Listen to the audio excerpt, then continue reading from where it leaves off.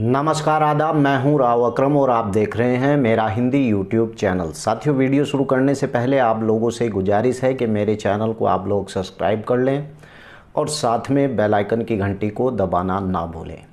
तो चलिए आज की वीडियो में हम जानकारी करते हैं कि अगर किसी व्यक्ति ने ग्राम समाज की भूमि पर कब्जा कर और उसके ऊपर फसल बोली है और उस भूमि के ऊपर वह कब्जा बरकरार रखता है, तो ऐसे व्यक्ति से कैसे कब्जा छुटाया जा सकता है।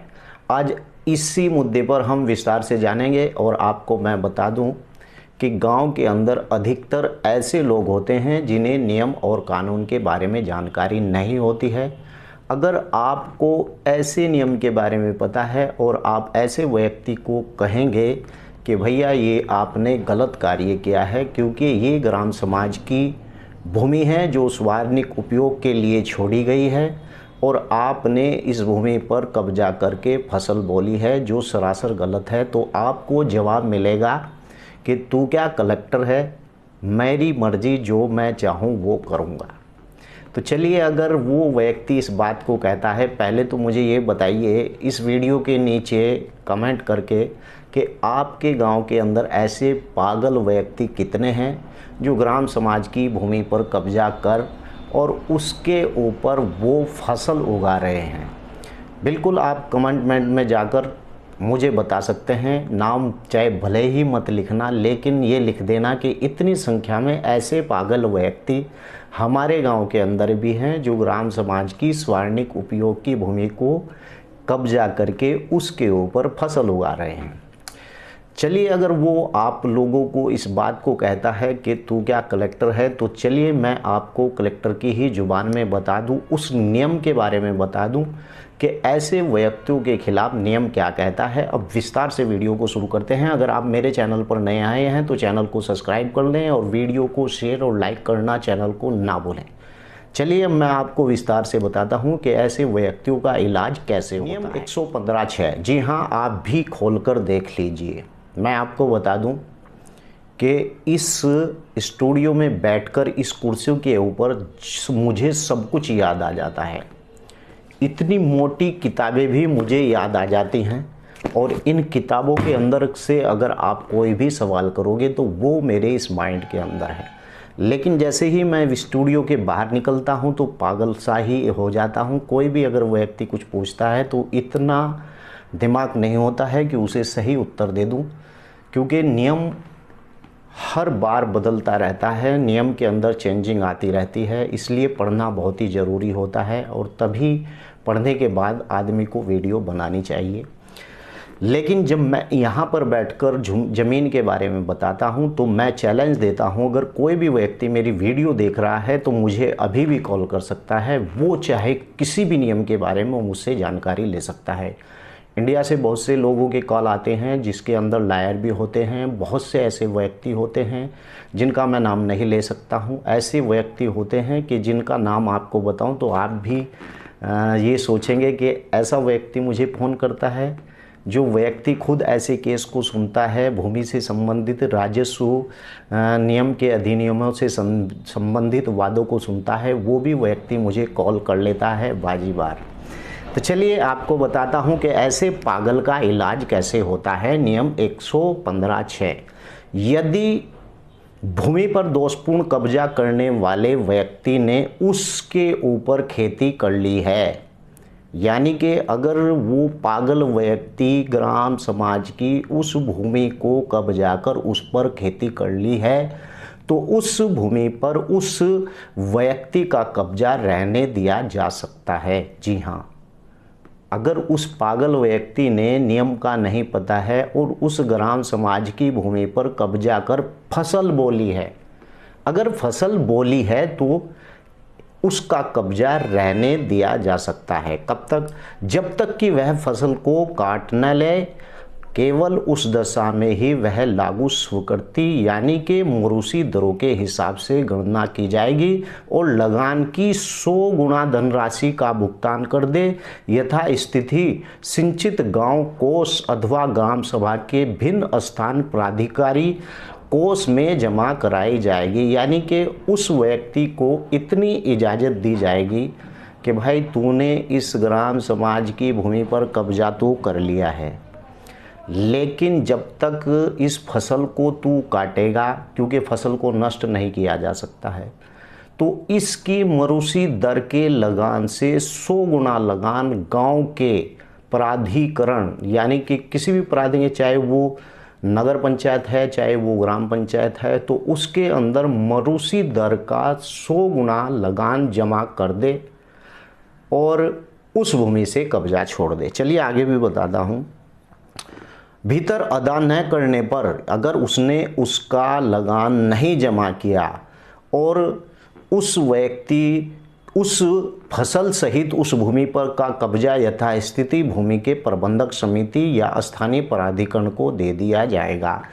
अगर वो व्यक्ति फसल काट लेता है, काटने के बाद उस भूमि का कब्जा सीधे उसे व्यक्ति को छोड़ देनी चाहिए, क्योंकि उसने मरूसी दर का 100 गुना लगान यानी कि जमा कर दिया, और जमा करने के बाद वो अपनी फसल काट लेगा। फसल काटने के बाद वो भूमि वापस ग्राम पंचायत को चली जाएगी। लेकिन अगर वो व्यक्ति इसके बावजूद भी उस भूमि पर कब्जा नहीं छोड़ता है, तो फिर उस पागल का इलाज क्या होगा कि उस पर यह प्रतिबंध है कि उसके तपश्चात यदि वह व्यक्ति यानी ग्राम सभा या स्थानीय प्राधिकरण की अधिकारिता के भीतर उसी भूमि पर किसी अन्य भूमि का दोषपूर्ण अध्यासन करे, यानी दोबारा से उस पर अध्यासन करे, कब्जा करे, तो वह ऐसी भूमि से बेदखल कर दिया जाएगा और उसकी जो फसल है काट ले जाने की अनुमति नहीं दी जाएगी।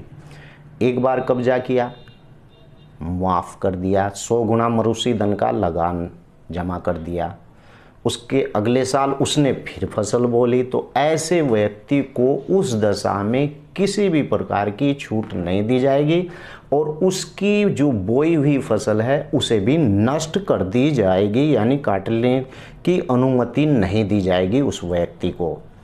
यानी कि भूमि प्रबंधक समिति स्थानीय प्राधिकरण को दे दी जाएगी अगर उसके अंदर जिस प्रकार की भी फसल है या जिस प्रकार का भी यथास्थिति उस भूमि को ग्राम पंचायत के हवाले यानी कि कर दी जाएगी। और ऐसी स्थिति में यानी कि अगर वो व्यक्ति दोबारा से कब्जा करता है तो उसे फसल काटने का कोई अधिकार नहीं होगा। यानी कि उपनियम 2 और उपनियम 1 किसी बात की यथास्थिति भूमि प्रबंधक समिति या स्थानीय प्राधिकारी को ऐसे व्यक्ति के अभियोजित करने से वर्जित नहीं करेगा और इस अधिनियम के भारतीय दंड संहिता की धारा 447, जी हाँ, भारतीय दंड संहिता की धारा 447 के अंतर्गत यानी नियमों के अधीन बेदखल किए जाने के बावजूद दूसरी बार उस भूमि पर अधिग्रहण करे तो ऐसे मामले में नियम 115/6 क्या कहता है।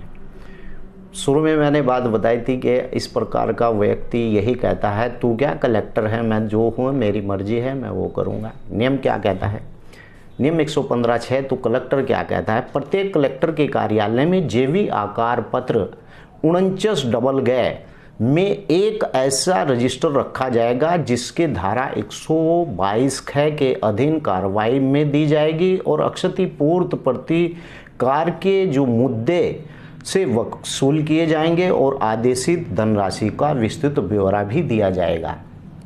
अगर ऐसा व्यक्ति दोबारा से कब्जा करता है तो उसकी भूमि से उसे फसल काटने की इजाज़त नहीं होगी। उस भूमि के ऊपर से जो है उसे बेदखल तुरंत कर दिया जाएगा और जितनी भी उसके ऊपर फसल बो रखी है वो सब ग्राम पंचायत या प्राधिकरण को चली जाएगी, जो भी वहाँ पर होगा नगर पंचायत या ग्राम पंचायत।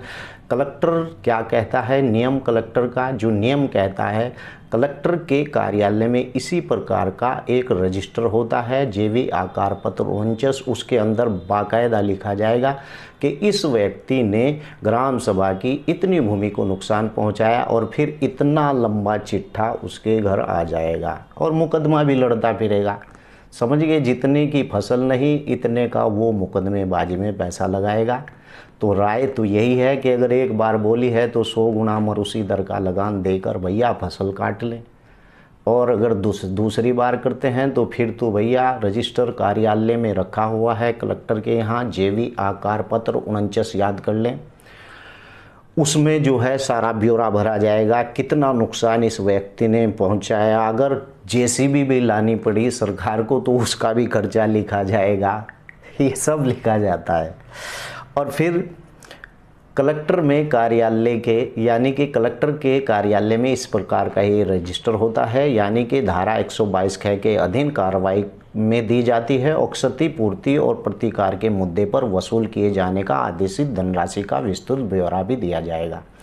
इस प्रकार से उससे जो धनराशि यानी उसने नुकसान पहुंचाया उसका वसूल भी किया जाएगा। तो आपको बता दिया कि ऐसे पागल के लिए क्या नियम है, ऐसे पागल को सबक सिखाने के लिए ग्राम पंचायत या फिर नगर पंचायत के अंदर क्या है। अगर आपको इसकी PDF चाहिए इस नियम की तो मैं आपको दे दूंगा, लेकिन आप मुझे कॉल तभी करें जब मेरे नियम को फॉलो कर दें।